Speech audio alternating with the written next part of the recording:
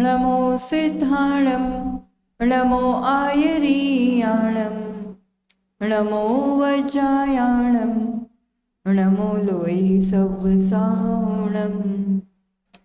तीन भुवन में सा वीतराग विज्ञानता, शिव स्वरूप शिव का नमः त्रियोग संहारिके। पंच परमेश्वरी भगवान की, 24 तीर्थंकर भगवान की, तपस सन्मति सागर जी महाराज की, चतुर पट्टाधीश आचार्योगन सुनील सागर जी गुरुदेव की।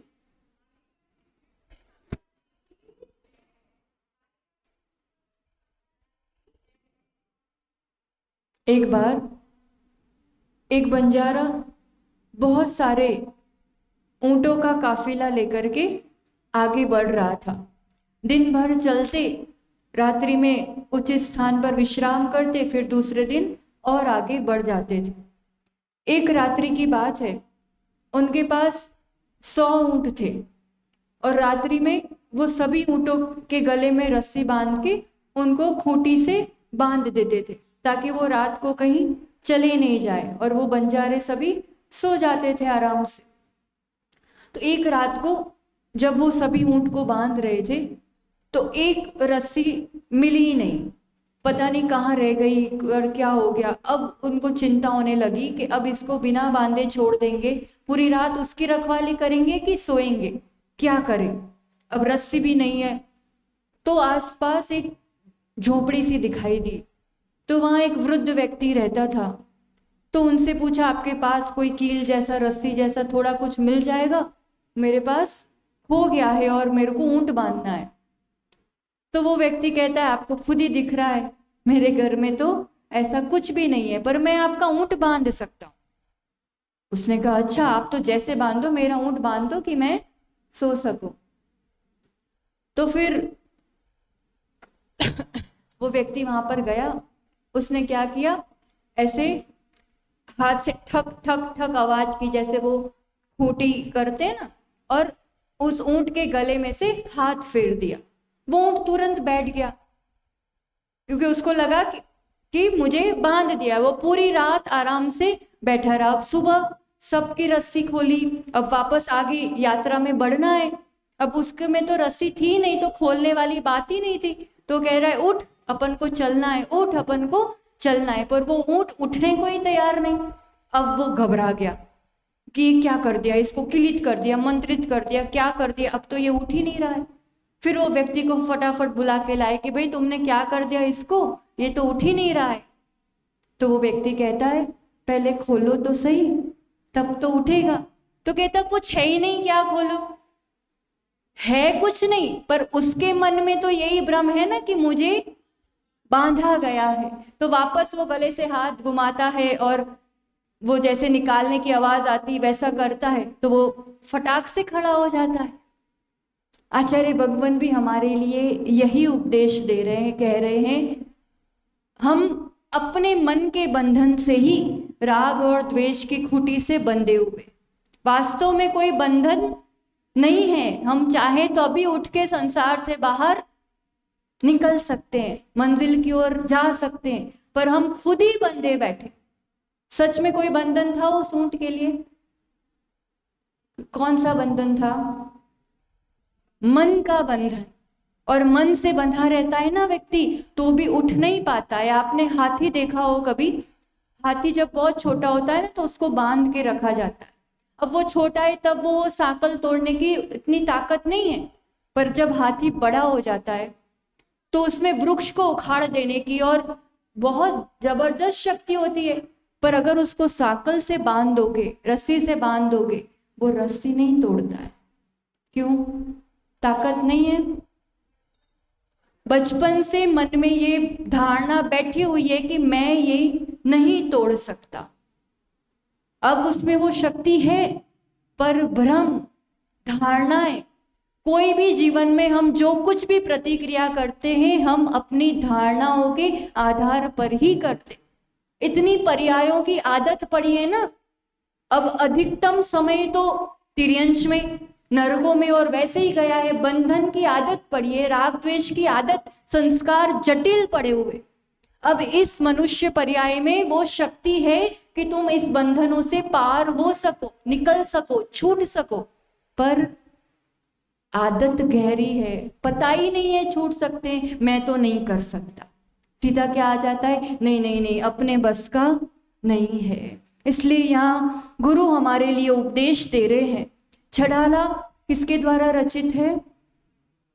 पंडित दौलत राम जी द्वारा रचित। और उसमें गुरु कैसा उपदेश दे रहे हैं हमारे लिए? पहली ढाल में पंक्तियां आई है ना, दुखहारी सुखकार, दुख का हरण करने वाली और सुख को देने वाले, ऐसी शिक्षा गुरु दे रहे। गुरु तो शिक्षा दे रहे हैं, पर वो शिक्षा को ग्रहण करने की पात्रता किसमें है? गुरु की शिक्षा कौन ग्रहण कर सकता है? कौन ग्रहण कर सकता है? श्रावक। ऐसा शब्द तो नहीं आया, हम ढाल में से पूछ रहे हैं। ढाल में क्या आया है? भवि मन सुन थिर आन, ऐसा कहा है ना। जब उपदेश प्रारंभ किया है तो क्या किया, कहा है, हे भवि मन सुन थिर आन। भवि मन यानी हे भव्य जीव, भवि यानी भव्य जीव ही, और उसमें भी जो मन सहित है। हे भवि मन सुन, जो सुन सकता है, जो मन सहित है, जो भव्य जीव है, वही उपदेश सुन सक करके, ग्रहण करके उसका अपना कल्याण कर सकता है। इसलिए उपदेश को ग्रहण करने की पात्रता संगी पंचेंद्रिय भव्य जीव। भव्य मतलब, भव्य किसे कहते हैं? जो परम सुख को, मोक्ष को पा सकता है। शक्ति सब में है, पर जिसमें वो प्रकट करने की योग्यता है वो भव्य जीव कहलाते। और उन्हीं के लिए उपदेश काम करेगा, क्योंकि उन्हीं का कल्याण हो सकता है। अभव्य जीव कभी भी कल्याण नहीं कर पाते, तो उनके लिए ये गुरु का उपदेश दिया जा रहा है। और हमने पूरी यात्रा देखी इसमें कि अधिकतम अनंत काल जीव का निगोद में बीता है। निगोद में कितनी इंद्रियां होती है? निगोद में कितनी इंद्रियां होती है? एक स्पर्शन इंद्रिय। फिर कहीं जाकर के उस तिर्यंज से नरकों का दुख, और तिर्यंज में तो छेदन, भेदन, भूख, प्यास, सभी तरह का दुख है, नरकों का दुख। फिर कहीं नरगति पाई तो भी तीनों अपन वैसे ही चले गए। देव में भी अपन ईर्ष्या ही करते रहे। अब यहाँ पर इस संसार भ्रमण का मूल कारण बताया है, और वो मूल कारण ये है कि जो प्रयोजन भूत सात तत्व है उसको आपने जैसा है वैसा माना नहीं है। रियलिटी क्या है? सात तत्व के नाम बताओ पहले। जीव, अजीव, आश्रव, बंध, संवर, निर्जरा, मोक्ष। ये सात तत्व के नाम पता होने चाहिए, है ना। एग्जाम्पल देखो, रियल में जीव मतलब जिसमें चेतना है, जिसमें ज्ञान दर्शन है, ये रियलिटी है। हम क्या भूल करते आए? हम देह को ही आत्मा समझते आए, देह से अपनी पहचान करते रहे। पर देह कैसा है? पुद्गल है। देह में तो स्पर्श रस गंध वर्ण है, ज्ञान दर्शन नहीं है। तो जो मैं नहीं हूं उससे मैं अपनी पहचान करता रहा। ये जीव तत्व की पहले नंबर की भूल। फिर दूसरा तत्व अजीव तत्व। अजीव यानी जिसमें चेतना नहीं है। पुद्गल, धर्म, अधर्म, आकाश, ये सब अजीव है, ठीक है ना। अब हम क्या भूल कर रहे हैं उसमें? अजीव तत्व की भूल कि पुद्गल का तो स्वभाव ही है उत्पन्न होना और नाश होना, पूरण और गलन, पर उससे हम अपना उत्पत्ति और अपना नाश समझ रहे। जन्म से, तन की उपज से अपना जन्म और तन के नाश से, ये गलती नंबर 2 जो अजीव तत्व के बारे में हो रही है। फिर अब पर को ही अपना माना है, अब अपना भी माना और उससे राग भी कर रहे हैं, उसे और अपना बना के रखना चाह रहे हैं और अपने मन के अनुकूल बना के रखना चाह रहे हैं। तो राग मूल में दुख का कारण है। राग कर्मों के आश्रव का, कर्मों के आने का द्वार है। तो कर्म हमारे लिए बंधन और दुख का कारण है, पर भूल क्या हो रही है? क्रोध करना, राग करना, इन सबको हम अच्छा मान रहे हैं, सुख का कारण मान रहे हैं। मतलब टोटली विपरीत मान्यता हो गई कि नहीं? मूल में वो आश्रव यानी दुख का कारण है और हम क्या मान रहे हैं? उसको सुख का कारण मान रहे। तो ये आश्रव तत्व की यानी गलती नंबर 3। फिर चौथा तत्व बंध तत्व। कर्म हमने बांधे हैं और कर्म फल देते हैं। जब वो फल देते हैं, हमारे अनुकूल होता है तो ठीक है, और प्रतिकूल होता है तो दुखी हो जाते हैं, हर्ष और शोक चलता है। हम दूसरों को निमित्त और कारण उसका जिम्मेदार मानते हैं और बंध बढ़ता जाता है। बंध का फल भोग रहे हैं, वो फल भोगने में और बंध कर लेते हैं। तो हमें लगता है जैसा कर्म होगा, जैसा परिस्थिति होगी, वैसा ही तो सुख दुख होगा।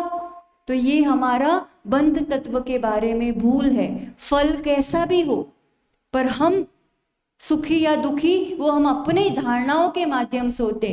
कर्म हमें सुखी या दुखी नहीं करते, पर हम क्या कहते हैं? कर्म ही ऐसे हैं, हमारा भाग्य ही ऐसा है, हम क्या कर सकते। कर्म अपनी जगह है, कर्म वैसे हो सकते, पर मैं दुखी हूं ये जरूरी नहीं है। तो मैं दुखी हो जाती हूं क्योंकि बंध तत्व की भूल। बंध यानी कर्मों का आत्मा के साथ जुड़ जाना, एक में एक हो जाना और फिर समय पे आकर के फल देना। तो ये बंध तत्व की भूल।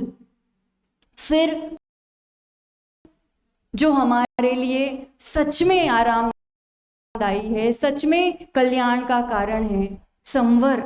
संवर यानी रोक लेना। किसको? किसको रोक लेना? कर्मों को, दुखों के द्वार को, दुखों के कारणों को, पाप को रोक लेना। अब वो तो रुक जाएगा तो हमारे लिए अच्छा है, पर वो वैराग्य, वो संयम, वही हमारे लिए कष्टदायी लग रहा है। रियल में संवर सुखदायी है, कर्मों का रुकना। पर हमारी भूल क्या हो रही है? मोक्ष मार्ग तो कठिन है, दीक्षा तो कठिन है, नियम संयम तो कष्टदायी लगते हैं। ये भूल हो रही है, संवर तत्व की भूल नंबर 5। फिर निर्जरा, तपस्या से निर्जरा होती है, इच्छा का निरोध करने से निर्जरा, यानी ये जो भार है आत्मा पर कर्मों का वो हल्का होता जाता है। ये निर्जरा कार्यकारी है, ये रियलिटी है, पर हमारी भूल क्या हो रही है? निर्जरा अपनी शक्ति पूरी अपनी इच्छाओं को पूरी करने में लगा रहे हैं और उसे अच्छा मान रहे हैं। तो ये भूल हो रही है कि हम अपनी शक्ति का विषय वासनाओं में लगा करके भूल कर रहे हैं, हम निर्जरा नहीं कर पाते। ये भूल नंबर 6। और फिर अंतिम, मोक्ष को लेकर के कई तरह की मान्यताएं होती है, पर रियल में मोक्ष मतलब क्या? कर्मों से मुक्त अवस्था, परम सुख अवस्था, निराकुल अवस्था, ये मोक्ष है। पर हमने उसको उस रूप से मान के नहीं रखा है, या तो है ही नहीं, पता ही नहीं है मोक्ष जैसा कुछ है, और अगर है तो इस रूप से है वो पता नहीं है। तो ये हमारे लिए तत्व संबंधी अंतिम गलती हो जाती है। 7 तत्वों का उदाहरण, कई तरह के उदाहरण आते हैं, पर अभी जैसे देखा जाए तो आप सब जीव हो, है ना, और ये जो हॉल है वो अजीव है। दरवाजा खुला है और एक एक करके श्रावक आ रहे हैं, ये क्या हो जाएगा? आश्रव। फिर आकर के बैठ गए, ये बंद। फिर अभी टाइम हो जाएगा, 7:30 बज जाएगी, फिर एक एक कर, अभी तो दरवाजा, अब खैर यहाँ तो बंद नहीं होता, पर मान लो 7 बजे बंद कर दो कि अब किसी की एंट्री नहीं होगी, तो वो संवर। फिर 7:30 बजे एक एक करके जाने लगेंगे, वो क्या हो जाएगा? निर्जरा। और फिर पूरा हॉल खाली हो जाएगा, मोक्ष हो जाएगा अपन सबको। एक दिन तो होना ही है। तो इसका जो मूल कारण है उस मिथ्या दर्शन को जानना होगा और फिर उसको तजना होगा। ये बात हमने समझी थी, और ये नैसर्गिक है, मतलब वो स्वभाव से तो नहीं कह सकते, पर जन्मों के संस्कार से स्वतः अपने साथ हम लेकर के आए हैं। और ध्यान रहे, हम सबका जन्म इस पंचम काल में मिथ्यात्व के साथ ही हुआ है। मतलब ये सब हम समझ रहे हैं ना, जन्म हुआ तो हम जो दिख रहे थे वही हम अपने आप को मान रहे थे। फिर माँ ने सिखाया तुम्हारा नाम ये, तो ये बैठ गया। फिर यू आर अ गर्ल, तो ये आप लड़के हो तो ये बात, तुम्हारे पिता का नाम ये, माता का नाम ये, स्कूल का नाम ये जो सिखाया वही बैठा हुआ है।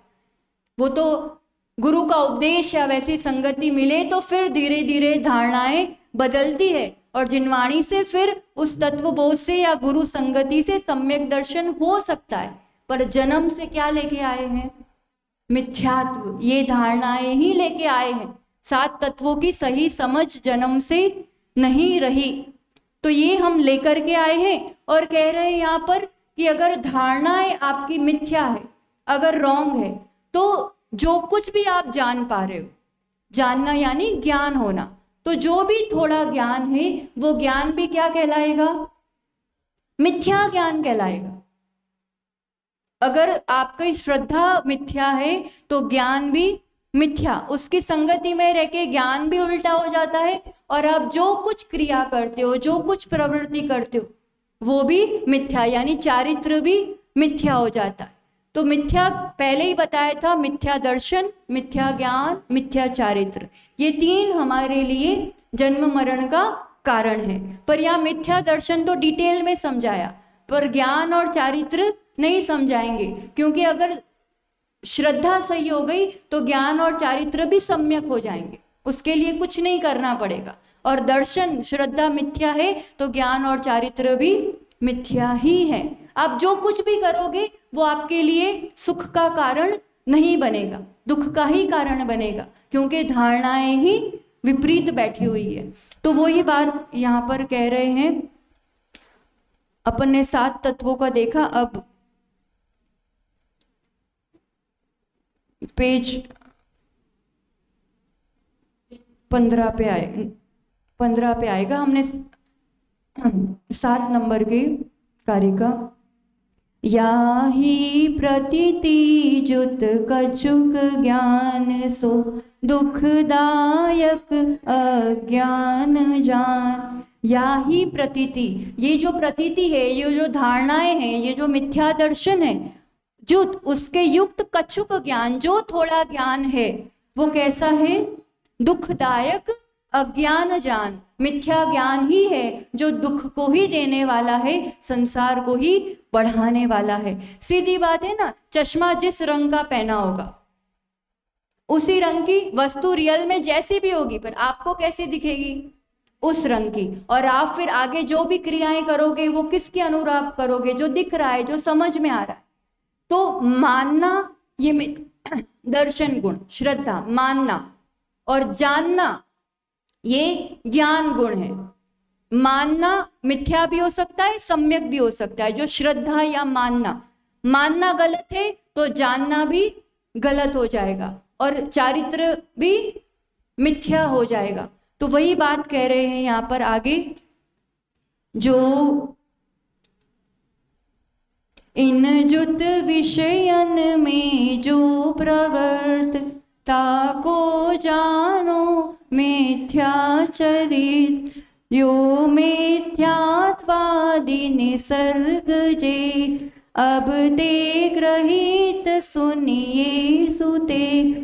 इन जुत इसके युक्त, जो विषयन में प्रवृत्त, इंद्रियों के विषयों में दिन रात किस में जा रहा है? सुबह से उठ करके रात तक समय पूरा किस में जा रहा है?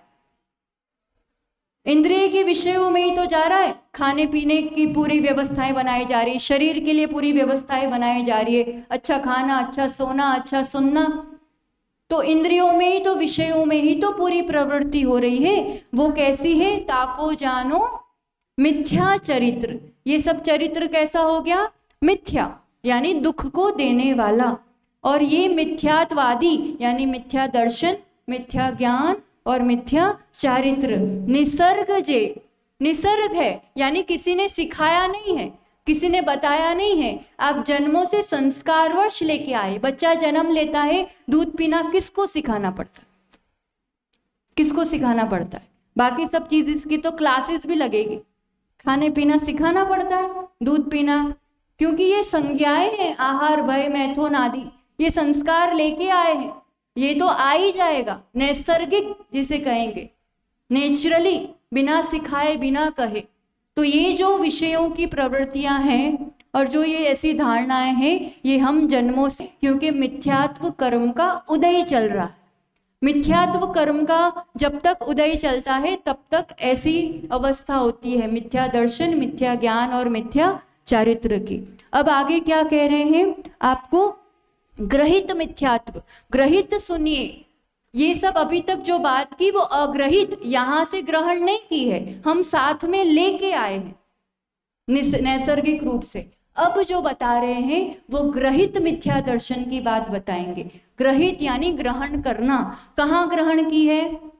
इस जन्म में, इस पर्याय में जो हम ग्रहण करते हैं। ग्रहण करने का माध्यम कहीं पढ़ने में आ गया, कहीं सुनने में आ गया, किसी ने कुछ कह दिया कि ओ वहां तो ऐसा होता है। क्योंकि संसारी प्राणी दुखी है, संसारी प्राणी को किसी ना किसी तरह का अभाव होता ही होता है ना। तन का सुख होगा तो मन का कुछ, मन का होगा तो परिवार का कोई ना कोई तरह की कमी या प्रतिकूलता रहती रहती है। और न भी हो तो मिथ्या धारणाएं इतनी पड़ी है कि दुखी रहने की आदत ही पड़ी हुई है। कुछ ना हो तो दुख ढूंढ लेगा और दुखी रहेगा, पर दुखी रहना पसंद तो नहीं है ना, दुख से छूटना तो है। फिर कोई कहेगा वहां जाके नारियल चढ़ा किया, वहां जाके माथा टेक किया तो तेरा काम, और दुखी क्या ना करता। दुखी के लिए तो जो कह दिया वही उसके लिए, हाँ भाई ऐसा करने से शायद हो जाए, वैसा करने से शायद हो जाए। तो ये यहाँ से जो ग्रहित मिथ्यात्व है उसकी बात यहाँ कर रहे हैं। क्योंकि सबसे पहली मिथ्या धारणा तो, क्योंकि हमने शुरुआत ही इससे की थी, हमारे जीवन का जिम्मेदार कौन, हमारे जीवन के सुख दुख का कर्ता कौन, हम स्वयं। अगर हम स्वयं हैं तो कोई दूसरा हमारे लिए कुछ कर सकता है, कुछ कर सकता है। हम इसी आशा से तो इधर उधर भटकते हैं कि यहाँ जाएंगे। एक तो ये कारण बनता है, दूसरा कारण मिथ्यात्व साथ लेके आए, ठीक है। और जिसका जन्म जहां हो गया या जिसको जो बता दिया, इनके लिए बता दिया, इनको भगवान कहते, ये हमारे भगवान है, इनके लिए बता दिया ये हमारे भगवान है। तो कुछ दिमाग लगाया नहीं, कुछ वैसा, हाँ ठीक है वैसा कह दिया। तो भगवान कौन होते हैं, गुरु कौन होते हैं, धर्म किसे कहते हैं, वास्तविक स्वरूप क्या है, हमने कभी वैसी जिज्ञासा की नहीं। संगति भी वैसी रही, कहने वाले भी वैसे रहे, माहौल भी वैसा ही मिला, तो वही धारणाएं चलती रही। तो यहाँ रह करके अब जो मिथ्यात्व को और बढ़ाता है, संसार को और अनंत गुना करता है, ये तो लेके आए हैं, और अनंत गुना कैसे बढ़ेगा। तो कह रहे हैं यहाँ पर, जो कुगुरु कुदेव कुधर्म सेव, पोषे चिर दर्शन मोह एव। जो कुगुरु कुदेव कुधर्म, तीन क्या क्या बताया, कुगुरु कुदेव कुधर्म। देखो देव गुरु धर्म, हम मनुष्य हैं और हर मनुष्य की किसी न किसी रूप में तो मान्यता रहती है, भगवान को लेकर के, गुरु को लेकर के, धर्म को लेकर के कुछ तो मानते ही है ना। अब वो जो कुछ मानते हैं, और तरह तरह की मान्यता है, मार्केट में जितनी चीजें अवेलेबल नहीं होगी उतने तरह के धर्म बांटे जा रहे हैं आज। धर्म मतलब संप्रदाय या मान्यताएं, इतनी तरह तरह की मान्यताएं। और हमें भी कभी लगता है कि वास्तव में सच क्या है। आज की युवा पीढ़ी क्यों नहीं एकदम से जुड़ पाती है, क्योंकि एक कहेगा ऐसा करो, एक कहेगा वैसा करो, एक कहेगा ऐसा करोगे तो बिल्कुल नरक जाओगे, और दूसरा तो उसको मोक्ष का कारण बता रहा है। अब उसको समझ ही नहीं आ रहा है कि क्या सही क्या गलत। सच में और जिस रूप से धर्म का स्वरूप है उस रूप से परोसने वाले और जीने वाले आज के समय में बहुत अल्प है। पंचम काल है, उसका वैसा प्रभाव है, वैसा दोष है कि सम्यक दृष्टि और सच्चा धर्म जुगनू की तरह बहुत अल्प रहेगा। भरे अल्प रहे, कम हो, पर फिर भी पंचम काल के अंत तक रहेगा। इसलिए हमें उसमें अपना नंबर लिखाना है। दुनिया में जो होता हो वो हो, पर सच्चे गुरु भी रहेंगे और सच्चे श्रावक भी रहेंगे, तो हमें उनका स्वरूप समझना जरूरी है। सबसे पहले बात आएगी गुरु के लेकर के। गुरु यानी गुरु का अर्थ होता है भारी, है ना। तो जो गुणों से भारी होते हैं, या जो अंधकार को, कौन से अंधकार को, अज्ञान के अंधकार को मिटाते हैं, जो सच्चा ज्ञान देते हैं, जो हमें संसार से पार लगने का एक मौका देते हैं, सीख देते हैं, हम उनके साथ संसार से पार हो सकते हैं। वो खुद उस मार्ग में चल रहे हैं, संसार से जो विपरीत मार्ग है, संसार से जो छुड़ाने वाला पथ है, उस पर वो चल रहे हैं, और हम को भी वो वैसा मार्गदर्शन देते हैं। गुरु का रोल ये होता है कि जो अभी दुख है, उस दुख से छूटने का वो सच्चा उपाय हमारे लिए बताते हैं, है ना। अब कोई कीचड़ में फंसा हुआ है, मान लो हाथी फंसा हुआ है ना। अब बंदर चाहे कि मैं हाथी को कीचड़ से बाहर निकालूं, निकाल पाएगा? 10 बंदर चाहे तो जो कीचड़ में है वो खुद निकाल सकता है? नहीं। भले कीचड़ के बाहर है, 10 बंदर भी इकट्ठे हो जाए, हाथी को बाहर निकाल सकेंगे? नहीं निकाल सकेंगे। कौन बाहर निकाल सकता है? जो खुद उससे ज्यादा सक्षम है, वही तो उसे उस कीचड़ से बाहर निकाल सकेगा। जो खुद परिग्रह के, गृहस्थी के कीचड़ में फंसा हुआ है, वो आपको संसार के दुख से बाहर निकाल सकता है? जो हमारी तरह वस्त्र आदि है, उनका भी परिवार है, उनका भी बिजनेस है, ये सब चीजें जिनके पास हैं, वो हमारे गुरु हो सकते हैं।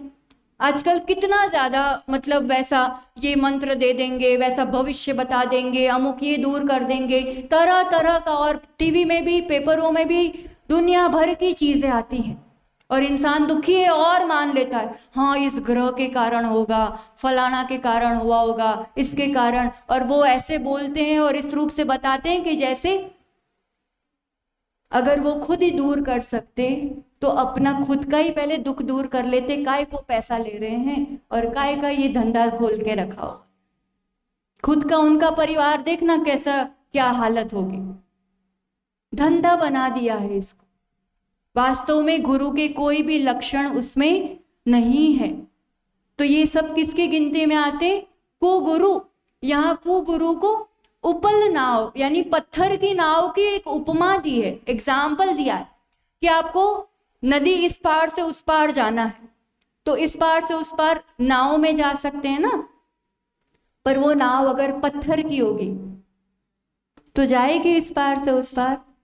पत्थर की नाव जाएगी? क्यों? वो भारी है, जो परिग्रह से भारी है, जो पापों से भारी है। ऐसे ऐसे नाम मिलेंगे, आगे 1008 लिखा होगा, और हुक्का और गांजा पी रहे होंगे, व्यसनों में फंसे होंगे, पापों में फंसे होंगे। खुद पाप से भारी है, परिग्रह से भारी है, जो हिंसा कर रहे हैं, जो खुद राग द्वेष में उलझे हुए हैं, वो हमें कैसे सुख का उपाय बता सकते? वो तो पत्थर की नाव की तरह है जो खुद डूबेगी, और अगर उनके साथ कोई लग गया तो, उनके साथ कोई लग गया तो वो अपने आप से कह दो, अगर ऐसे लोगों का साथ दिया या उनकी अनुमोदना की या गुरु के पोस्ट पर उनको अपने जीवन में मान्यता दी, तो वो तो डूबेंगे ही डूबेंगे, हम भी संसार सागर में और डूब जाएंगे। कागज की नाव भी होती है ना।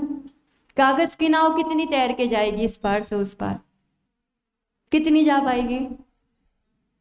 थोड़ी बहुत जाएगी और गीली हो जाएगी और फिर नहीं जा पाएगी। ऐसे भी होते हैं, पंडित कहते हैं अपने आप को, और बड़े बड़े मोटिवेशनल स्पीकर्स आजकल तो खूब मतलब लच्छेदार बातें करेंगे बड़ी बड़ी, पूरा ब्रेन वॉश हो जाता है, और लोग इतने बच्चे मान लेते हैं कि मुनि को दर्शन करेंगे तो नरक जाना पड़ेगा। इस तरह से धारणाएं बिठाते हैं।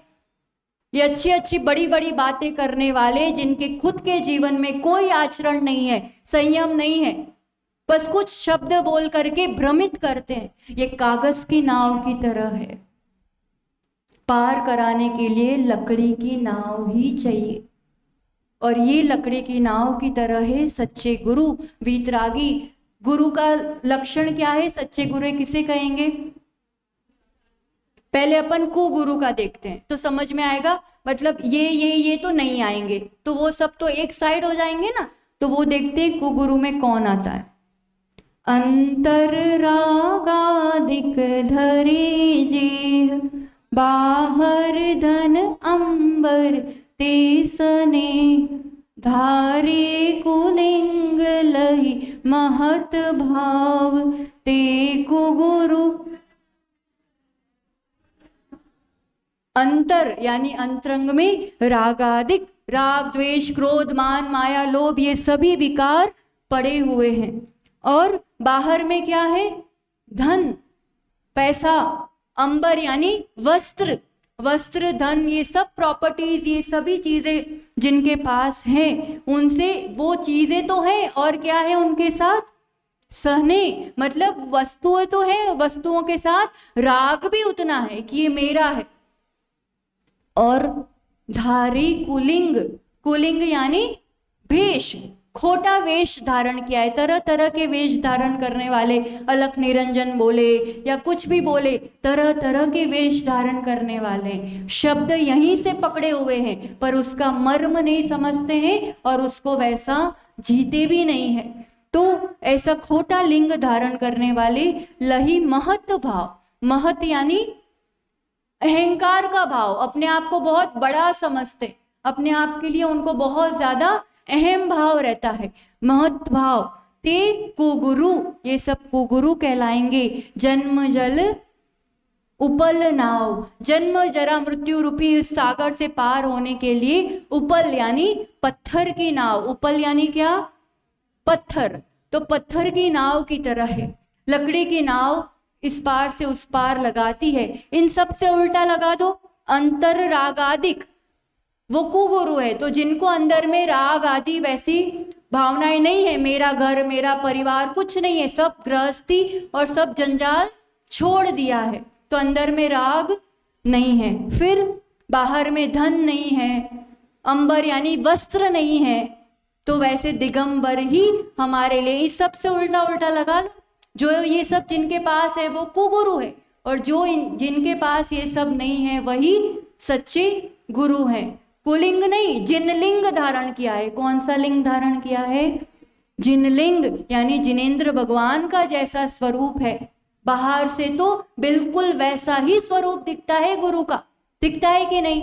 वैसे दिगंबर, वैसे शांत, वैसे सौम्य, वैसे पद्मासन में ऐसे बैठ जाए तो एक समय को ऐसा ही लगता है, और पूरा वैसा ही वेश जिन्होंने धारण किया है। मतलब बाहर से भी वेश वैसा होना चाहिए, भीतर से भी वैसे गुण होना चाहिए। अंतरंग और बाह्य दोनों तरह के परिग्रह को जिन्होंने त्याग दिया है वही सच्चे गुरु हैं, और वही हमारे लिए दुख से मुक्त होने का सही उपाय बता सकते। और उनको तंत्र मंत्र भविष्य आदि कुछ कहने की बताने की जरूरत नहीं है, वो सिर्फ आशीर्वाद भी दे दे, आशीर्वाद ना दे, हम सिर्फ उनके दर्शन भी कर ले तो भी हमारी असाता साता में बदल जाती है, तो भी हमारे लिए सांसारिक दुख भी कम होते हैं और आगे के लिए मोक्ष मार्ग भी प्रशस्त होता है, दोनों लाभ होते है ना। इसलिए किसी की भी बातों में आकर के क्या फर्क पड़ता है, हम तो इनको भी मानते इनको भी मानते, यहाँ तो जा ही रहे हैं ना, अब दोस्तों के साथ जाएंगे तो वहां भी जाना पड़ेगा। वो अच्छा बोलते हैं, एक बार सुन लिया तो क्या फर्क पड़ता है, हम तो सुनते ही हैं बस, वैसे मानते नहीं है। तो मानते नहीं तो सुनने की भी क्या जरूरत, सुनकर ही तो सब धारणाएं बनती है।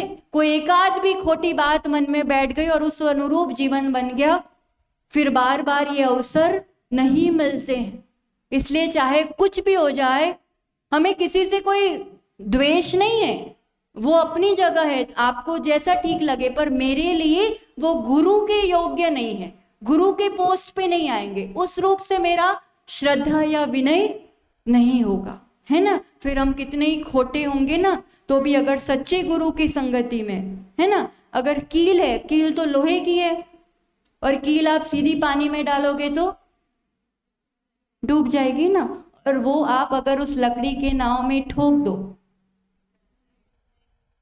वो कील लकड़ी के नाव में ठोक दो तो नाव के साथ उस पार चली जाएगी। जंग लगा लोहा भी क्यों ना हो ये आत्मा, पाप ही करता आया हो आज तक, पर अगर सच्चे गुरु की संगति में लग गया तो वो भी उनके साथ पार लग जाएगा। सच्चे गुरु ही पार लगा सकते हैं, बाकी किसी में वो दम नहीं है कि हमें इस कीचड़ से बाहर निकाल सके। हमसे कोई ज्यादा पावरफुल और ज्ञानी तो होना ही चाहिए ना, इतना तो समझ में आता है। हमारे ही जैसे जीवन जीने वाला तो हमसे हमारे लिए गुरु के पोस्ट में नहीं हो सकता, इतना तो लॉजिकली भी फिट होता है कि हमसे ज्यादा ज्ञानी और ज्यादा शक्तिवान और निष्परिग्रही जो जो दुख के कारण है वो उनके पास नहीं होने चाहिए।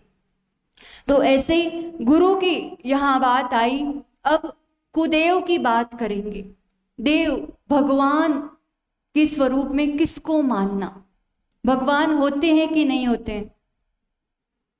पहले तो ये बताओ, भगवान जैसा कोई होता ही नहीं है, ये भी एक धारणा है।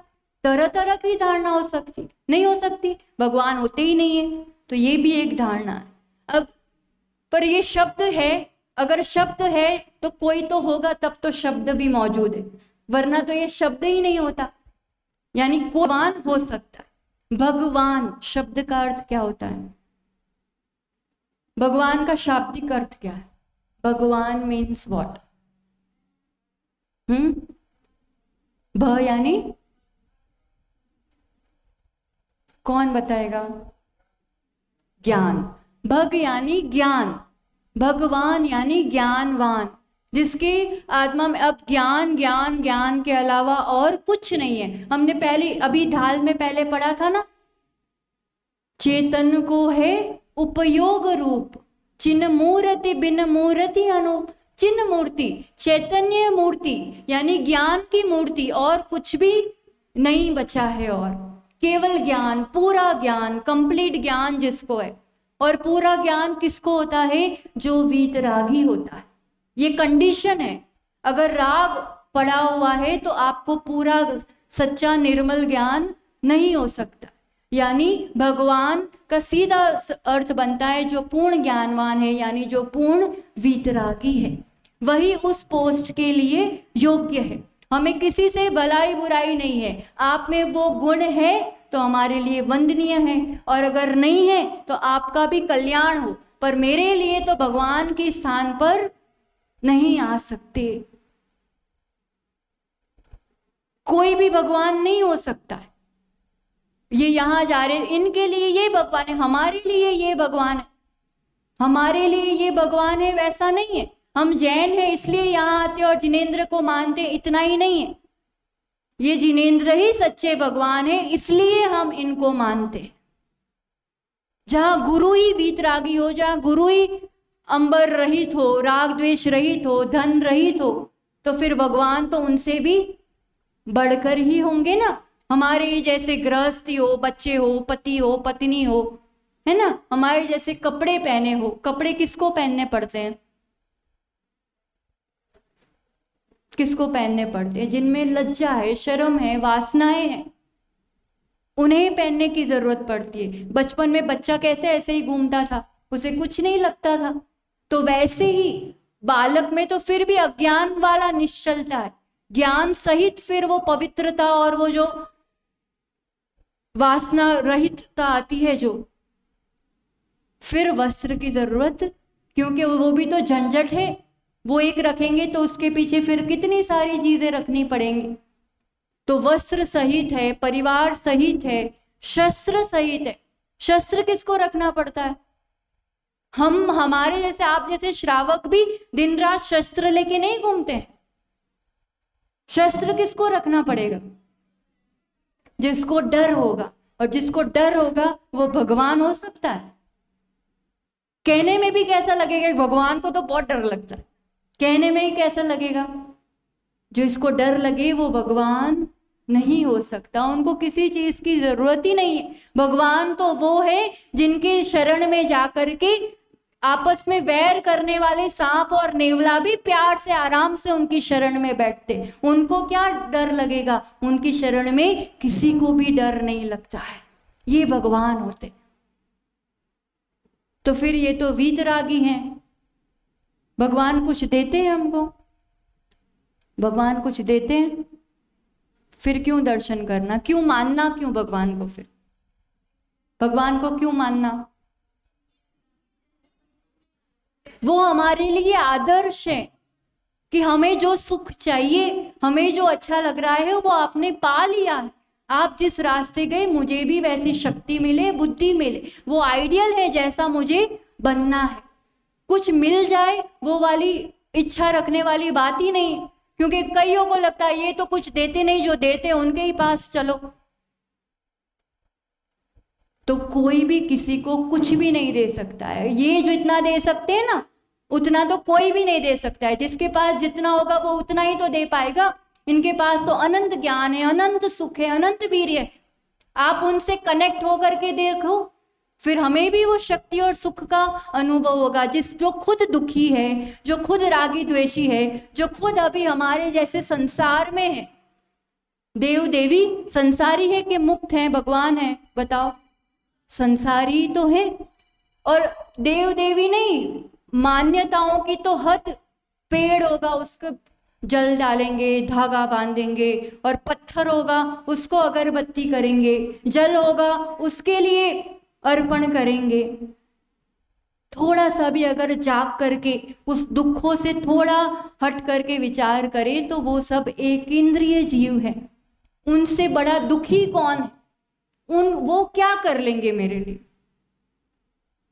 अगर कुछ मेरे साथ होता भी है तो दो चीजें हैं, एक तो मेरा अपना कर्म और दूसरा मेरी अपनी सोच या धारणा।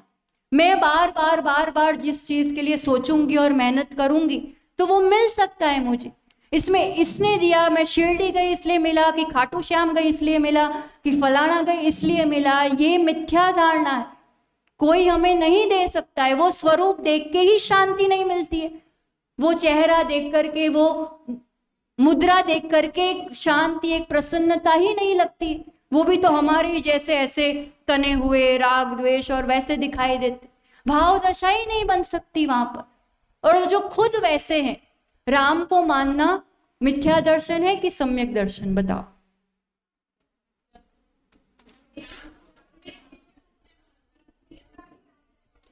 यहां अवस्था समझना, कोई नाम से भगवान नहीं है।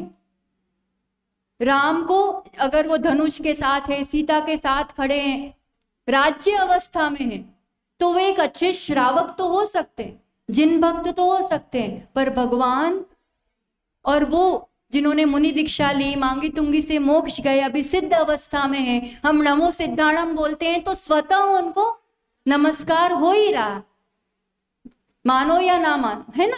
तो उस अवस्था में मानेंगे तब जाकर के। सिर्फ नाम से नहीं है, यहाँ गुणों से समझना है, जिनमें भी ये गुण है। कौन से गुण? वीतरागता और सर्वज्ञता। हितोपदेशी होना बहुत अच्छी बात है, नहीं भी हो, वाणी नहीं भी खीरे, पर अगर उनमें वीतरागता है, सर्वज्ञता है, तो वो हमारे लिए वंदनीय है। वही हमारे लिए भगवान है। हर चीज ब्रांडेड चाहिए हमें, तो यहां भी ये सिलेक्शन कर लो कि अगर ये वाली चीजें होंगी, ये लेबल होगा, तो ही वो हमारे लिए स्वीकार्य है, बाकी नहीं है। कहीं भी माथा टेकने से चीजें नहीं मिलती है। उल्टा क्या होता है, यहाँ पर क्या कहा है, ये हृदय पर लिख लो बात। पोषे चिर दर्शन मोह एव। कुगुरु कुदेव या कुधर्म को मानने से क्या होगा? वो दुख दूर नहीं होगा, वो क्षणिक वाली समस्या दूर नहीं होगी। पोषे यानी मजबूत होती है क्या? दर्शन मोह। दर्शन मोह यानी मिथ्यात्व। जिस मिथ्यात्व के कारण हम संसार परिभ्रमण कर रहे हैं, ऐसे कुदेव कुगुरु को मानने से मेरा संसार और गाढ़ा होता है और अनंत गुना बढ़ता है। तुम कौन से क्षणिक दुख से छूट जाओगे? अनंत दुख तो खुद निमंत्रित कर रहे। इसलिए ऐसी गलती कभी भी नहीं करना। अगर जो कुछ भी होना होगा इस शरण में होगा। जिनेंद्र शरण में नहीं हुआ वो दुनिया में और कहीं नहीं हो सकता। मेरे ही ऐसे कुछ तीव्र कर्म होंगे, और कर्म कब तक रहेंगे? वो भी तो जाएंगे। और यहाँ इस शरण में ऐसा नहीं है कि वीतरागी भगवान या गुरु कुछ कर देंगे। पर इतना जरूर है कि उनके प्रति आस्था रखने से हमारे लिए पुण्य बढ़ता है, और पुण्य बढ़ता है ना, हमारा पुण्य कर्म बढ़ेगा तो अपने आप हमारी जो इच्छा है या जो भी हमारे लिए अनुकूलताएं हैं वो सहज उपलब्ध होती। इसलिए कोई भी हमारे लिए कुछ भी नहीं दे सकता है, और जो उस पोस्ट पे है उन्हीं के लिए वंदन, बाकी सब के लिए सहज मेरे जैसे साधर्मी हैं। देव भी एक अदेव होते हैं जिनमें देवपना दूर दूर से है ही नहीं। ये जैसे बताया पत्थर, पेड़, पानी, जहाँ बिल्कुल भी गुण तो नहीं है, देखने में भी नहीं है। एक होते हैं कुदेव, कुदेव यानी मिथ्या दृष्टि देव, जो देव गति के खुद एक जीव हैं, पर वो भी संसारी उस पर्याय में जीव है, वो खुद मिथ्या दृष्टि है, रागी द्वेषी है, वो किसी का कुछ नहीं कर सकते। मेरा पुण्य होगा तो कोई भी मदद करने वाला मिल जाएगा, और मेरा पाप का उदय होगा तो मेरे अपने रिश्तेदार या मेरे अपने भी दूर हो जाएंगे, कोई कुछ नहीं कर सकता। आदिनाथ भगवान के लिए गर्भ से असंख्यात देवी देवता सेवा कर रहे हैं माँ की, और रत्न वृष्टि हो रही है, जन्म कल्याणक मनाया जा रहा है, तप कल्याणक मनाया जा रहा है। मनाते हैं ना देवी देवता। देवी देवता भी खुद किनकी आराधना करते? आपके पास तो डायरेक्ट जैक है, आप छोटे मोटे क्लर्क और प्यून में कहाँ उलझे हुए? जो खुद जिनकी चाकरी कर रहे, जो खुद जिनकी सेवा कर रहे। समझ में आ रही है बात? हमें तो श्रेष्ठ चीज मिल चुकी है। तो वो आदिनाथ भगवान जब मुनि दीक्षा ली, 6 महीना तप किया और फिर आहारचर्या के लिए निकले, इस नगर घूम रहे, उस नगर घूम रहे, इस नगर घूम रहे, विधि नहीं मिल पा रही। उस समय सब देवी देवता कहाँ चले गए थे? ये असंख्यात देवी देवताएं जो रात दिन सेवाएं करती थी, उस समय कहाँ चली? 1 मिनट का काम था उनके लिए, खुद वेश बना के आ जाते, पड़गान कर देते, किसी को बुद्धि दे देते। हुआ? कहाँ चले गए थे बताओ? कर्म का तीव्र उदय होता है तब कोई साथ नहीं देता। पुण्य से सब चीजें होती है, और पुण्य सच्चे देव शास्त्र गुरु के शरण से ही पुण्य वर्धन होता है। कुदेव को गुरु को धर्म से क्या बढ़ता है? क्या बढ़ता है? मिथ्यात्व बढ़ेगा, दुख बढ़ेगा, दुख का उपाय कभी भी नहीं मिलेगा। तो देव का कुदेव का स्वरूप समझ लें। जे राग द्वेष मल करी मलीन, वनिता गदादि जुत चिन्ह चिन्ह, ते हे कुदेव तिन की जुसे, शठ करत न तिन। जो राग द्वेष और मल से, कर्मों से खुद जिनकी आत्मा मलिन है, जो रागी द्वेषी है, वनिता यानी पत्नी सहित है, गदादि यानी त्रिशूल गदा ये सब शस्त्र जिनके पास है, चिन्ह, वैसे चिन्ह बाहर से तो चिन्ह से ही पहचानेंगे ना। बाहर से भगवान की पहचान क्या होगी? अंदर जाके अपन कैसे देखेंगे कि राग है कि नहीं है? पहचान कैसे होगी? बाहर से तो होगी। बाहर अगर शस्त्र है, बाहर अगर परिवार है, मतलब राग द्वेष खत्म नहीं हुआ है। तो वैसा अगर चिन्ह है, ते है कुदेव तिनकी जो सेव, उनकी सेवा जो करता है। शठ यानी वैसा मूर्ख क्या करता है? करत न तिन भव भ्रमण छेव, भव का भ्रमण, ये चारों गतियों का भ्रमण का कोई अंत, छेव यानी छोर, कोई अंत आता नहीं है। इसलिए कुदेव कुगुरु और कुधर्म, धर्म यानी अहिंसा परमो धर्म, यही धर्म का सच्चा स्वरूप है, जहां किसी को दुख नहीं दिया जाता। किसी को दुख दे करके आप स्वयं सुखी नहीं हो सकते, इतना सा धर्म है। बाकी जो कुछ क्रियाएं कही गई है उसका मूल आधार यही है, अहिंसा। भीतर में हम राग करते हैं, हम अपने स्वभाव का ही घात करते। जितनी देर राग द्वेष के परिणाम रहेंगे, हम खुद के अपने परिणामों का घात, खुद से खुद की हिंसा, और बाहर किसी जीव के लिए दुख देते हैं, उनके प्राणों का घात होता है। तो वो बाहर से द्रव्य हिंसा हो गई। तो भाव हिंसा और द्रव्य हिंसा, ये जो जहां पर है वो कुधर्म है। कोई कहे एक बलि चढ़ा करके धर्म मानेंगे, है ना, किसी की हत्या करके वो धर्म के नाम पर ये सब करना, किसी का ऐसा करने से धर्म हो जाएगा, किसी को दुख देके किसी का हत्या करके वो धर्म हो सकता है, कभी भी हो सकता है। और अब आजकल बेटियां क्या देख लेती है और क्या पता नहीं, समझ में नहीं आता है कि वैसे घरों में जाना, वैसे व्यक्तियों को पसंद करके, धर्म का जहां अंश भी नहीं है, टोटल मिथ्या धर्म। हिंसा को जहां धर्म का नाम दे देंगे वो तो पूर्ण रूप से मिथ्या धर्म ही है।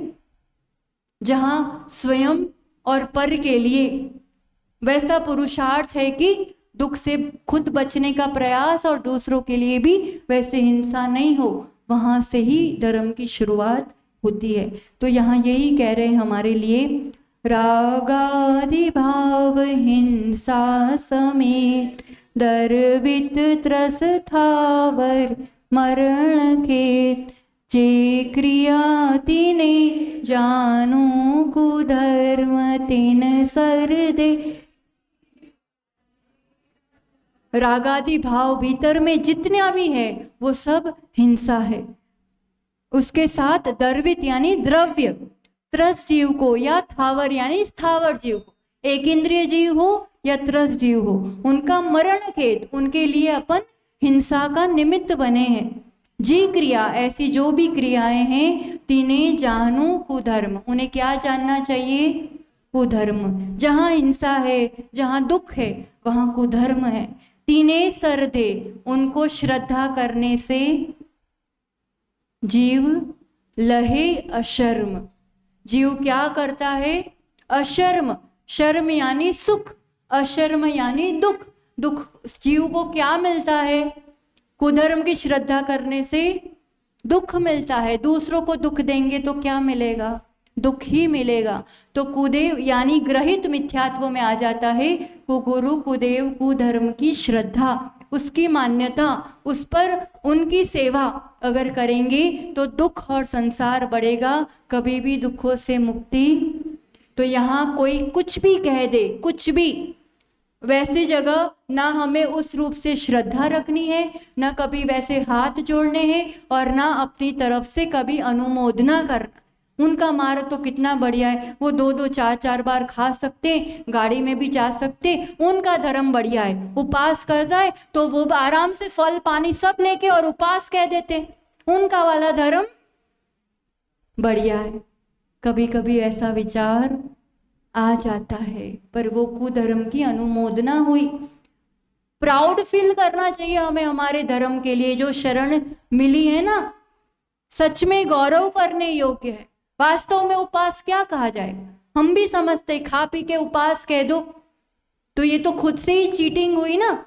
आराम से घूमो फिरो, पैसा कमाओ और अपने आप को गुरु कहो, तो ये तो खुद से, खुद के लिए भी चीटिंग है और जिनके लिए कर रहे हैं उनके लिए भी धोखा ही है। जो सच अमार्ग मिला है, तो अब इस मिथ्या ग्रहित मिथ्या दर्शन, यहाँ से ग्रहण करने वाली जो धारणाएं हैं, तो इन गलत धारणाओं को हम स्थान नहीं दे करके सच्चे देव गुरु धर्म को ही स्वीकार करेंगे, उन पे ही श्रद्धा करेंगे। चाहे कैसी भी परिस्थिति आ जाए, हम किसकी शरण स्वीकार करेंगे?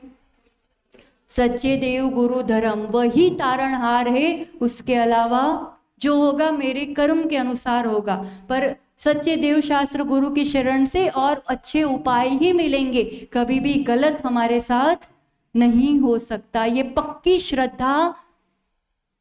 श्रद्धा कर लेना, तो फिर मिथ्यात्व हावी नहीं हो पाएगा और हमारे लिए सुख का मार्ग बनेगा। आगे और जितना बाकी है कल पूरा करेंगे, और परसों सुबह आप सभी के लिए क्या है? परसों सुबह परीक्षा देनी है कि नहीं देनी? देनी है कि नहीं देनी है बताओ।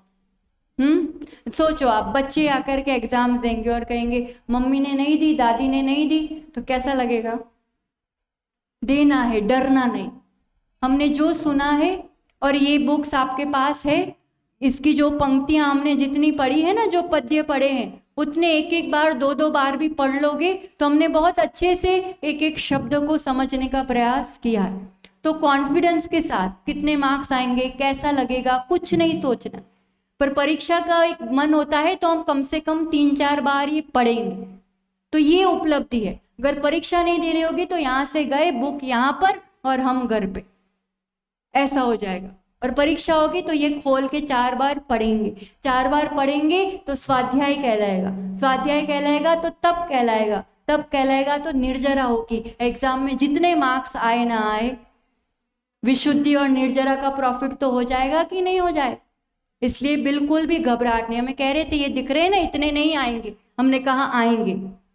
पढ़ना कैसा लगा, पढ़ाई करना कैसा लगा, सही लगा, समझ में आ रहा है कि नहीं आ रहा है, आ रहा है। तो जितना हमने पढ़ा है एक बार पढ़ के आना, उसमें से कोई शब्द, कोई नहीं समझ में आए कोई बात तो कल पूछ लेना, ठीक है। 50 मार्क्स का पेपर होगा, ऑब्जेक्टिव पेपर होगा, है ना, एकदम ऑब्जेक्टिव।